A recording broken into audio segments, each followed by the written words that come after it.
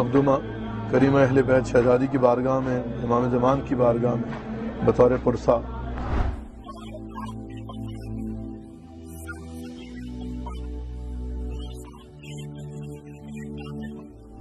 जनाब मासूम कुम का मनसब अगर देखना है, मवाजना करना चाहते तो सानिया ज़हरा से कीजिए। अगर हम हज़रत मासूमा सलामुल्लाह अलैहा की शान में वारिद होने वाली अहादीस की तरफ तवज्जो करें, हिदायत करेंगे बातक़वा लोगों की। अब हिदायत उसके लिए है कि जो इसके मसादिर तक पहुंचेगा, उन्हें पहचानेगा, जो इसकी